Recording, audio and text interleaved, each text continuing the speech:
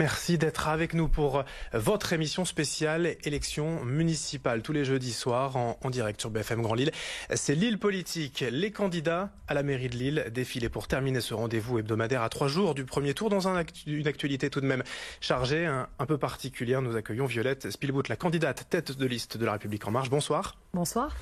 Violette Spilbout, vous avez 46 ans, vous avez fait votre carrière entre fonction publique territoriale et le privé en passant notamment 17 ans au cabinet du maire de Lille, en partie avec Martine Aubry, puis depuis 2013, vous travaillez à la SNCF occupant divers postes à responsabilité. Votre entrée en politique, du point de vue public, si l'on peut dire, est assez récente finalement. Depuis 2 ans, vous faites partie du collectif Lille C, devenu aujourd'hui Faire respirer Lille. C'est le nom de votre liste pour ces municipales. Pour démarrer, l'actualité, je le disais, chargée, particulière. Emmanuel Macron, le président de la République, doit s'exprimer devant la nation ce soir à 20h. On ne sait pas encore ce qu'il annoncera. Certaines informations et rumeurs annoncent un possible report des municipales. Qu'en pensez-vous? Faut-il reporter les élections? Bien écoutez, ce soir, je suis dans l'attente, comme tous les Français, comme toutes les Lilloises, tous les Lillois, des annonces du président de la République. C'est un moment important. Nous sommes au sein d'une crise sanitaire importante qui inquiète beaucoup d'habitants. Et donc, nous allons suivre cela avec mon bureau politique. Ce soir, on se réunit en petits groupes. On va écouter le président de la République. Et quel est votre sentiment quand même? Bien, le sentiment, c'est que la crise est réelle, que le gouvernement est à la hauteur des enjeux de cette crise et tous les jours avec le point qui est transmis avec toute transparence, toute vérité sur l'état de la situation en France par le ministre de la Santé.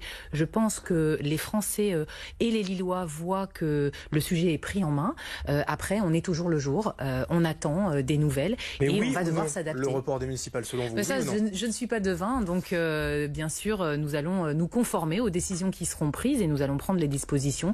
L'important, vous savez, c'est la santé des habitants. Je pense que c'est ce qui doit rester prioritaire et en tout cas, c'est à mes yeux, les décisions seront les bonnes. Vous espérez aussi ou attendez des mesures économiques pour la défense et la protection des entreprises? Bien, je me suis réjouie de voir que dès maintenant, le ministre de l'économie prenait le sujet d'un grand plan de sauvetage de l'économie française et que des mesures vont être annoncées très prochainement. Bien sûr, pour les commerçants, les restaurateurs lillois, j'étais avec un restaurateur tout à l'heure, on sent déjà l'effet de cette crise sanitaire. Il y a moins de fréquentation, les gens sont plus prudents et donc il y a déjà des personnes au chômage partiel. Il y a les embauches pour la belle saison qui sont bloquées, donc beaucoup d'inquiétude, je pense à eux. Xavier Bertrand, le président de la région Hauts-de-France, a annoncé par exemple 50 millions d'euros débloqués sous forme de taux nuls, de différés de remboursement. C'est un premier pas, ça peut être suffisant? Je pense que tous les premiers pas seront positifs pour aider l'économie en France, mais il faut regarder tout ça aujourd'hui avec beaucoup de sobriété, attendre les décisions du gouvernement, écouter ce que le président de la République va annoncer ce soir.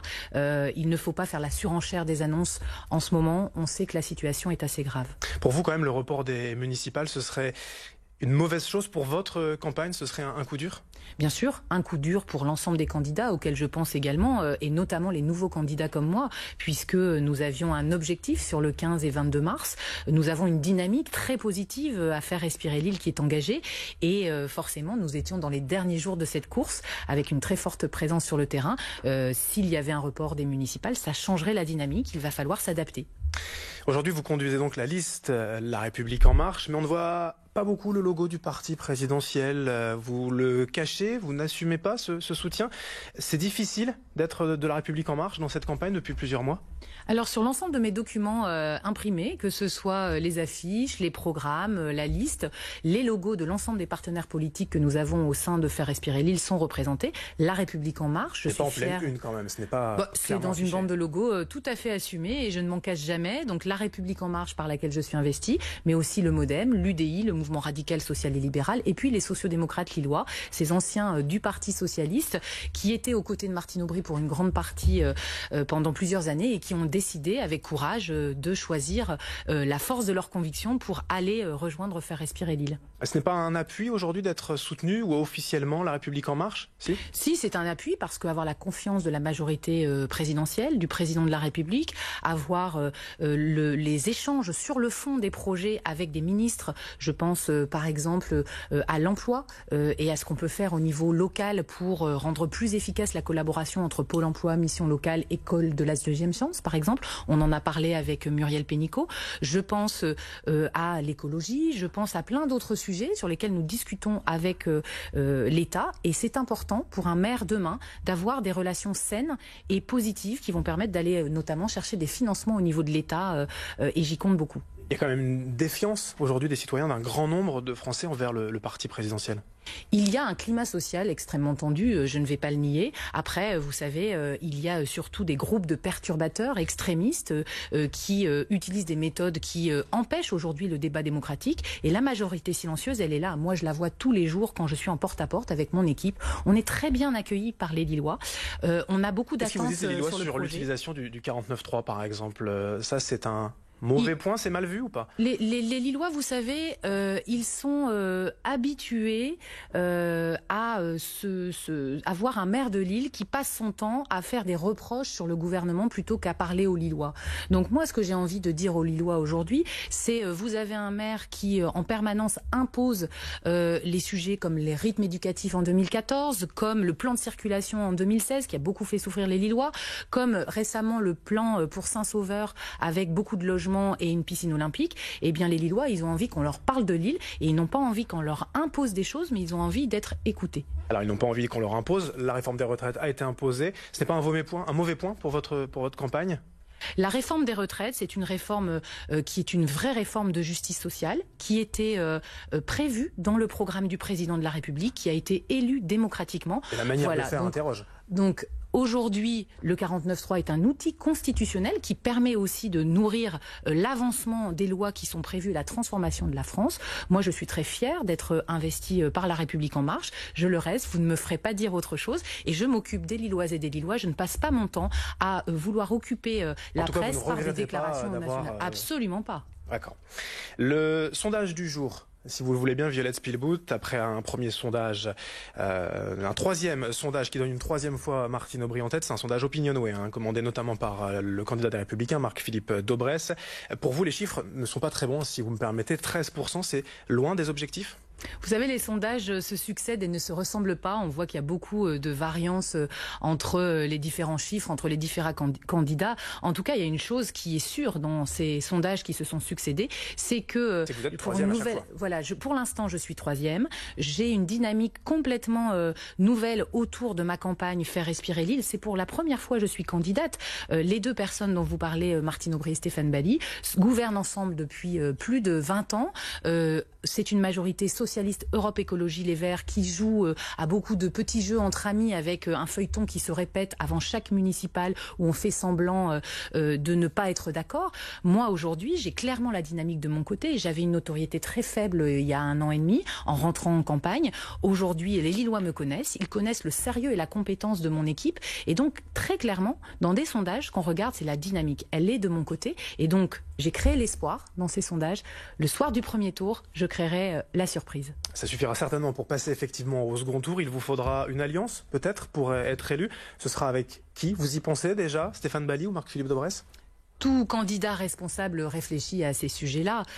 Moi, aujourd'hui, je pense que les élections municipales n'ont jamais été aussi incertaines parce qu'il y a une offre nouvelle, une concurrence nouvelle aussi à une équipe sortante qui se croyait arrivée, qui pensait que tout était facile. Et donc, aujourd'hui, on voit qu'avec la qualité du travail que nous faisons et l'offre avec les nouveaux projets sur l'écologie, sur la sécurité et l'engagement que nous avons, nous créons une nouvelle offre politique. Eh bien, sur ces sujets, je pense que nous allons là aussi créer la surprise.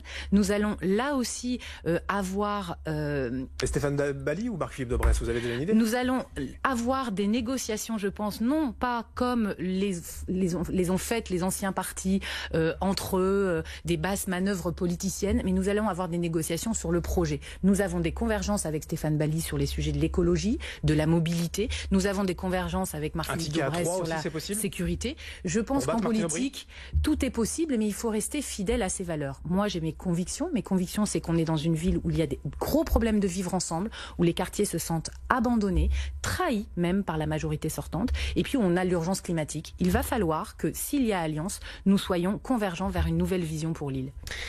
Les thématiques de campagne, à présent, après cette large page, vous en conviendrez consacrée à l'actualité évidemment chargée, les thématiques de campagne avec les différents candidats. Et vous concernant, le titre, le slogan, la baseline de votre liste, c'est faire respirer l'île. On va donc démarrer par l'écologie, vous en disiez quelques mots. Pour vous, c'est une opportunité, une tendance du moment ou une volonté depuis toujours ? C'est une volonté d'entendre, de voir, de concrétiser une préoccupation majeure de l'ensemble des Lillois, qu'ils soient jeunes, moins jeunes ou plus âgés aujourd'hui. Il y a une réelle prise de conscience générale sur l'urgence climatique. On a donc une réelle responsabilité à prendre ce défi à bras-le-corps et à prendre des décisions structurantes qui n'ont pas été prises pendant les 20 dernières années sur les sujets de l'urgence climatique. Je pense en particulier à la question de la nature en ville. On doit, pour lutter contre les canicules et faire baisser les températures, absolument faire revenir la nature en ville et créer des forêts, des bioparcs et planter des arbres partout. Et où trouver ces espaces verts aujourd'hui? Il est quand même très urbanisé. Nous, on les a trouvés. D'abord, la première opportunité, c'est ce grand poumon vert de Saint-Sauveur. Nous souhaitons avoir un parc de 15 hectares. Mais aujourd'hui, la friche, c'est 23 hectares quand même. Pourquoi ne pas utiliser d'ailleurs tout l'espace? Parce qu'il y a aussi d'autres besoins qui sont celui du logement, on y viendra tout à l'heure je crois, qui font qu'on ne peut pas non plus faire des promesses aux Lillois sans tenir compte de l'ensemble des besoins. Donc nous proposons un grand parc de 15 hectares, c'est beaucoup plus que la proposition de la majorité actuelle qui est de 6 hectares, c'est un grand gibet-le-bas si vous voulez qu'il propose. Donc il y a le poumon vert de Saint-Sauveur et puis il y a aussi des opportunités à Bois-Blanc sur l'îlot Boschetti, dans le Vieux-Lille où on a plein de morceaux d'espace vert qui ne sont pas reliés entre eux et dans lequel on va pouvoir replanter.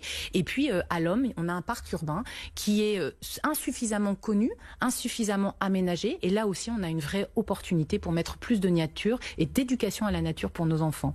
La place de la voiture, c'est notamment le plan de circulation de la majorité sortante qui a été beaucoup décrié par les automobilistes, des ralentissements. Vous en pensez quoi? Vous en pensiez quoi à l'époque? Ce plan de circulation de Martine Aubry. C'était en 2016, donc moi comme tout Lillois, j'ai vécu ce plan de circulation avec une brutalité sans nom, c'est-à-dire qu'on est parti en vacances au mois d'août et puis on revient, tout a changé dans sa propre ville, on ne sait plus se retrouver. Moi j'ai discuté avec beaucoup de Lillois qui se sentaient maltraités finalement par cette ville, sans explication, on passe des rues en sens interdit, ça a toujours un non-sens d'ailleurs, je pense au sens interdit de la rue de Valmy ou celui de la rue du Pont-Neuf, on en parle dans toutes les réunions d'appartements. Les choses parfois justement pour éviter. Il faut prendre des décisions pour limiter la voiture en ville. C'est ce que nous proposons d'ailleurs dans notre programme avec la création de parkings à l'extérieur de la ville et de permettre d'utiliser plus de transports collectifs. Mais il faut avoir de la cohérence. Aujourd'hui, on ne peut pas demander aux Lillois de moins utiliser leur voiture si on ne leur donne pas de solutions alternatives. Les solutions alternatives, c'est plus de transports en commun. Alors que la MEL, avec le vote de la ville, a baissé de 10% les nombres de bus Ilévia. C'est un tramway en cœur de ville. Ça fait 20 ans que ces décisions auraient dû être prises et on est la seule métropole aujourd'hui qui n'a pas de tramway en cœur de ville. Et puis aussi, c'est du vélo-taxi, c'est plus de marche à pied facilité. On est, vous savez, avec un maire sortant qui est un maire de la demi-mesure sur la mobilité. Regardez l'exemple de la Grand Place. Finalement, ce compromis avec Europe Écologie Les Verts, ça donne quoi? Eh bien, une Grand Place qui est à moitié piétonne, à moitié pour les voitures, à moitié pour les vélos, et finalement personne n'est heureux de circuler. Moi je propose un grand secteur piétonnier et je l'assume. Juste pour savoir, par curiosité, de votre domicile jusqu'à votre QG de campagne au théâtre Sébastopol, vous utilisez la voiture? Vous mettez combien de temps pour y aller? Moi j'utilise la voiture et je n'ai pas peur de le dire, je ne me crée pas un autre personnage. J'ai un petit problème à la jambe, comme beaucoup de gens qui ont une mobilité réduite ou une difficulté à être longtemps debout. Et je mets, je dirais, un quart d'heure hors heure de pointe aujourd'hui, de Fives jusqu'à la place, la rue Gambetta. La sécurité, un autre thème majeur. Pour vous, est-ce que Lille est une ville sûre? Pour moi, pour les Lilloises, pour les Lillois, tous les voyants sont au rouge sur la sécurité à Lille. Qu'on soit au cœur de ville, près des gares, qu'on soit dans les quartiers dits politiques de la ville, Moulins, Lille Sud, Oisem.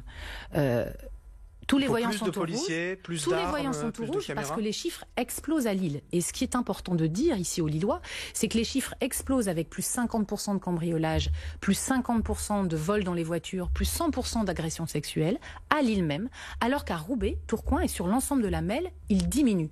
Ça veut donc bien dire que la façon dont est prise en main la sécurité varie et que donc le maire de Lille a une responsabilité. Madame Aubry dit toujours le contraire. Elle dit toujours que c'est la faute de l'État. Mais moi, je vous dis que son refus dogmatique de la vidéoprotection depuis des années, alors elle semble changer d'avis là en disant même qu'il y a des caméras sur l'espace public aujourd'hui. Vous en installeriez combien? Nous, on est autour de 500 caméras pour commencer. On est pour un centre de supervision urbain qui fonctionne 24 heures sur 24. Des policiers municipaux armés également qui permettent de l'intervention en temps réel et d'accompagner les dépôts de plainte. Et puis, on est pour un doublement des effectifs de la police municipale.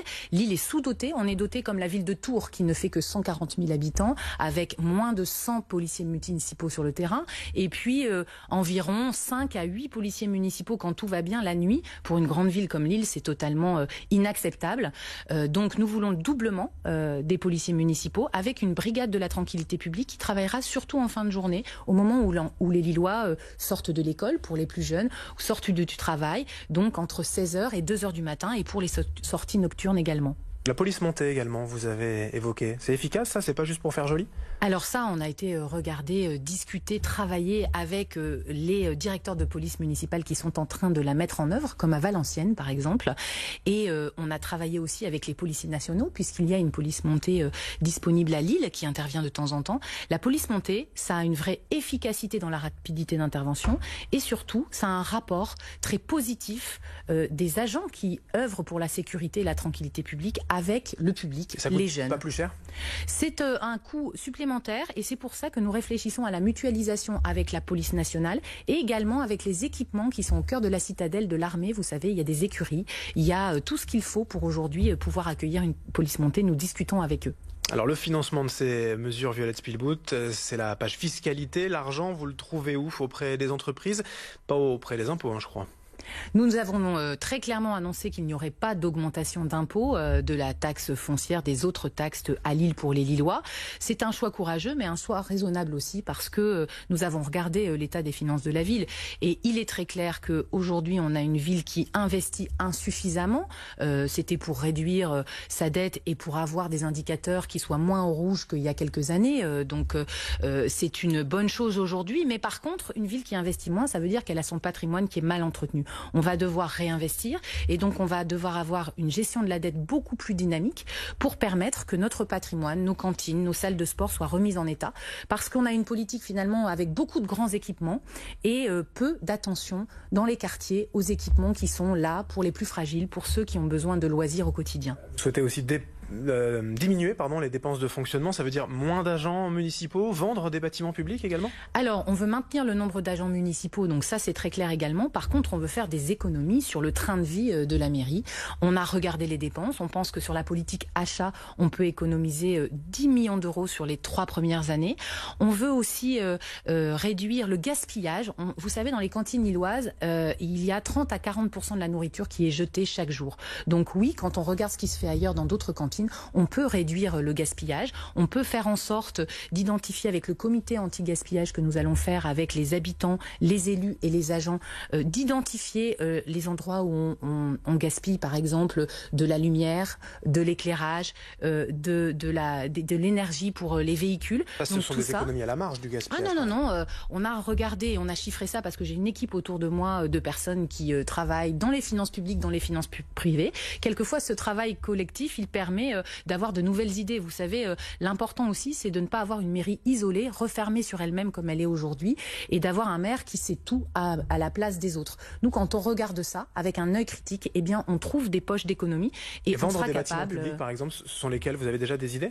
On a regardé la question du patrimoine. Par contre, la ville de Lille a déjà beaucoup vendu de patrimoine. Je pense au collège Jean Massé il n'y a pas longtemps. Je pense à d'autres équipements.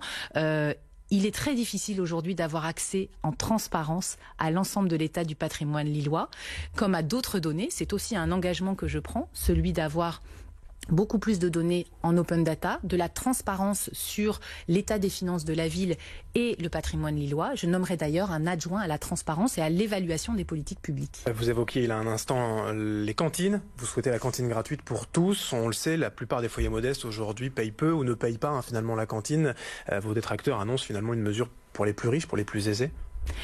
Alors la question de la cantine gratuite, c'est vraiment une mesure dont je suis très fière. D'abord parce qu'elle fonctionne ailleurs, en Suède, dans le modèle suédois, en France, en Seine-Saint-Denis, dans plusieurs villes, où on a vu que dans ces villes où il y a beaucoup de quartiers en grande difficulté, il y a une augmentation de la fréquentation de la cantine de plus de 25%. Parce que vous savez, il y a 10% des enfants aujourd'hui qui ne prennent pas du tout de repas le midi. Il y a une grande partie des enfants qui ne peuvent pas aller à la cantine parce qu'ils ont trop d'impayés dans la famille, même si les sommes n'étaient pas importantes. Ça va faire une économie. Pour un parent seul dont les revenus sont minima sociaux, c'est une économie de 137 € par an, 1167 € pour un couple de cadres moyens. On voit quand même que c'est plutôt un cadeau pour les plus riches. C'est un cadeau pour les familles modestes, pour les familles intermédiaires. Vous savez, quand on gagne 2 SMIC, on n'estime pas qu'on est riche. Moi, je rencontre des gens en porte-à-porte très régulièrement qui me félicitent pour cette mesure, parce que ça va être un vrai coup de pouce. Et vous savez, 140 €, moi, je n'accepte pas qu'on dise que ce n'est pas grand-chose, parce que c'est une inscription dans une activité de loisir, une sortie. C'est un petit plus pour les foyers, et tout est important quand on n'arrive pas à joindre les deux bouts. Les compétences de l'AMEL sont primordiales, bien évidemment. Aujourd'hui, vous annoncez, comme d'autres candidats, plusieurs mesures dans le programme. Ce n'est pas l'AMEL, quand même, qui décide des grands programmes aujourd'hui dans Vous avez raison, il y a à l'AMEL beaucoup de centres de décision sur des compétences. Vous aurez les mains libres, importantes. c'est la sous-question. J'aurai les mains du pouvoir que nous aurons gagné tous ensemble à la ville de Lille et dans les villes limitrophes, les villes de l'AMEL. Je travaille avec des collègues, on va dire, candidats, Gérald Darmanin, Guillaume Delbar. Gérald Darmanin, vous le citez, c'est lui que vous soutiendrez à la présidence de l'AMEL? Je ne suis pas sur une question de personne aujourd'hui. Il y a d'abord un premier tour, puis un deuxième tour de l'élection municipale. Mais ce qui est sûr, c'est que nous partageons une vision du renouvellement des visages en politique de cette métropole, du renouvellement des pratiques aussi d'un système qui aujourd'hui est une vraie chape de plomb sur l'ensemble du fonctionnement de nos villes et de notre métropole. Et il faut le dire, regardez les 6 dernières années de gouvernance à l'AMEL, nous avons perdu des chances importantes, l'agence du médicament, le rayonnement de la métropole. Il est temps de reprendre tout cela en main avec une équipe et nous verrons ensemble quelle est la meilleure personne pour porter la présidence de la métropole. Violette Spielbout, la tradition dans cette émission Lille Politique, c'est de répondre à la question de l'invité précédent. Jeudi dernier, Julie Smul recevait le candidat du Rassemblement National, Éric Catelin-Denues. Je vous propose d'écouter sa question. Madame Spielbout, j'ai une question à vous poser, bien sûr. Comment voulez-vous faire respirer Lille alors que vous soutenez un gouvernement qui a étouffé la démocratie à base de gaz lacrymogène et alors que vous n'avez absolument pas réagi au soutien de Monsieur Farouk Koufar qui a porté son soutien et qui quand même prône la lapidation? Farouk Koufar, recteur de la mosquée du Vieux-Lille, qui était auparavant sur la liste de Marc-Philippe Daubresse, écarté pour des propos polémiques, effectivement, sur la lapidation. Il a appelé à voter pour vous, un soutien gênant donc? Je trouve cette question très intéressante parce qu'elle montre à quel point Monsieur Catelin-Denues mélange tous les sujets, fait le lit de l'extrémisme, se rapproche de l'extrême gauche et des groupuscules violents qui empêchent aujourd'hui une partie de ma campagne dans mes réunions avec des attaques totalement calomnieuses et dégradantes. Je vais répondre uniquement sur le sujet du soutien ici qui m'intéresse parce que ça me permet de répondre sur le vivre ensemble à Lille. Aujourd'hui, moi, j'ai une liste dans laquelle j'ai beaucoup de diversité, dans laquelle j'ai des personnes de tous les quartiers de Lille, d'Elem et de l'Homme. Je suis très fière d'avoir cette liste et je suis très critique sur tous ceux qui, dès qu'ils ont vu des personnes d'origine maghrébine à des hauts niveaux dans ma liste, m'ont soupçonné de quelques collusions avec des personnalités comme cite Monsieur Catelin. Donc moi, ce que je souhaite dire, c'est que ce Monsieur Koufar, avec qui je n'ai pas de contact, me soutienne. Il est libre de son vote. Je n'ai pas d'autres commentaires à faire. Par contre, je souhaite redire que je créerai, au niveau du vivre ensemble, un conseil de la laïcité et de l'ensemble des cultes. Il y a besoin de dialogue dans cette ville. Arrêtons de mettre les gens dans les cases, de les opposer. On est dans une ville où la mairie oppose en permanence toutes les catégories de citoyens et c'est ça qui crée des difficultés aujourd'hui dans notre société.